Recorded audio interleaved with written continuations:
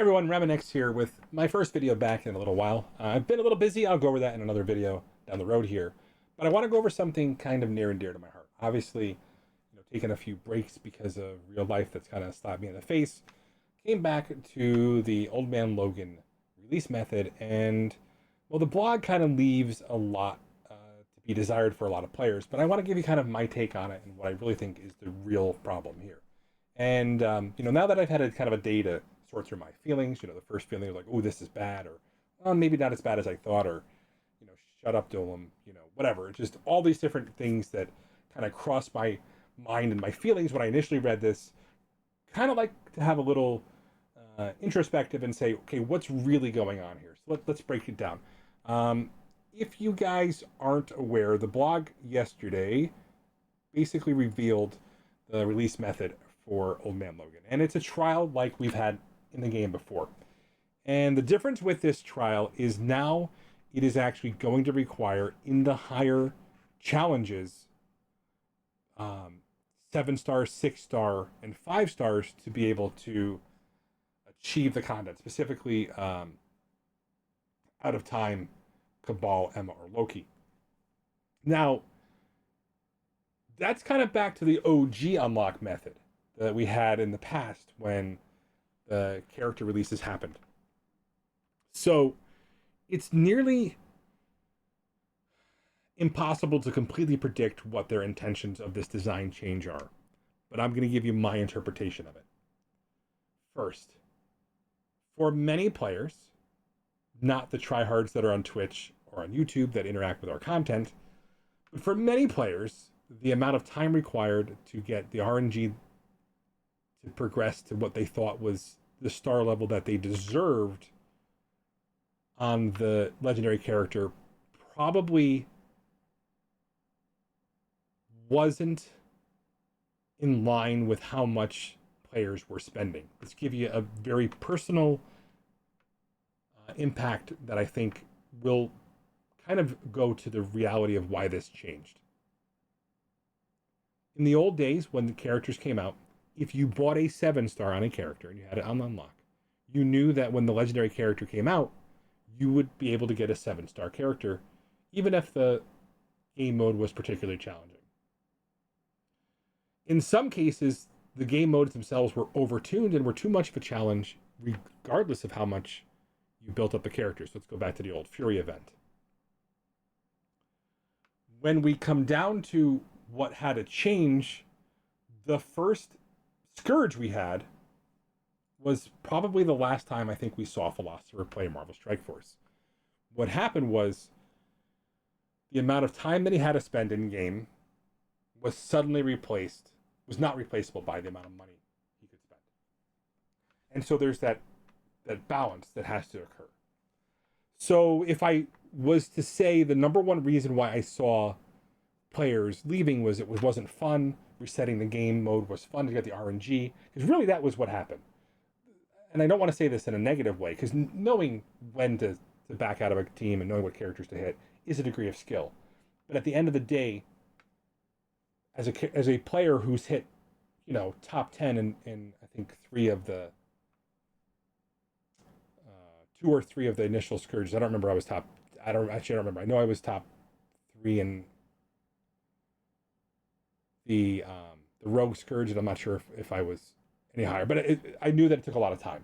In fact, I think it took me almost 16 hours of playthrough on a weekend that I probably shouldn't have been playing the game to get the actual RNG I wanted, to get the place that I wanted, to make sure that because the difference between that was a below 500 finish or a number 3 finish based on the amount of time I'd already put into the nodes.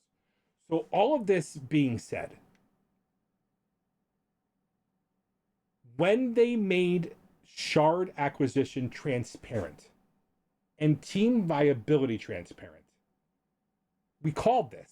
We said they were going to go back to the original unlock method. Now, they did acknowledge the trials were a good way, so I want you to understand they're still going to get the free-to-play unlock. The base unlock of the character hasn't changed. So you're still going to get the base unlock. But what's changed is what's impacting the bandings. So now that you're aware of that and you understand that those are what's happening here. So you basically, if you want to get in this higher band and bracket, which we don't know how many players are going to get there, but if you want to get the reward, which is the upgrade token for him, let's just double check to make sure I didn't miss anything here.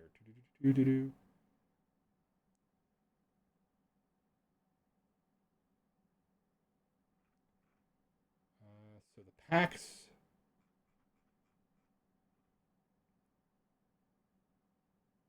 First one, we need 100 to come race the top 7 and 6 yellow star. Oh, okay. So we don't know how many players are gonna be able to push that. So we don't know if only 500 players are going to be able to get inside the score.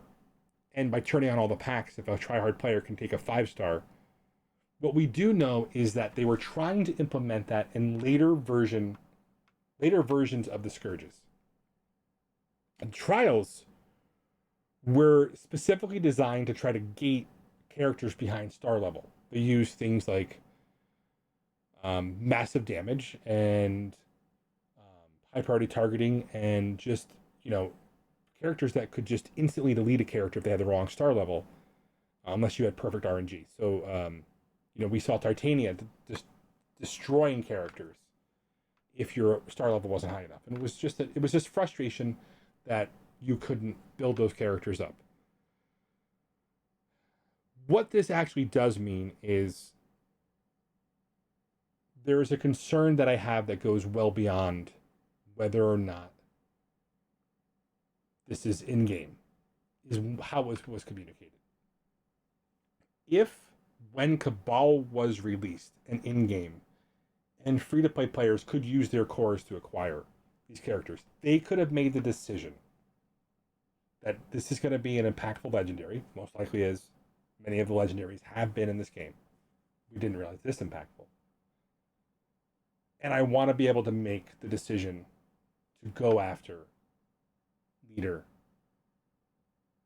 and Iron Patriot with my cores that I've carefully accumulated, or buy some extra offers to make sure that I can get inside these bandings. That's the only reason why I'm upset, but it's a valid reason, because what it does is there's a player base that for many of them, this was the fun of the game for them, was sitting there taking the extra time to play the game mode. But to go back to what happened in the past, when that change initially occurred, a lot of players who were spending tens of thousands of dollars left the game because they could no longer achieve what they wanted to achieve. You can hear a dog barking in the background, I'm sorry. So all of these things are predicated upon the proper amount of communication, and then just missed the mark here. So will those orbs that are going to be in the game allow players to make up for it? I don't know. Will our feedback be able to change this in a way that makes sense for the player base? And will they learn on further iterations? I don't know.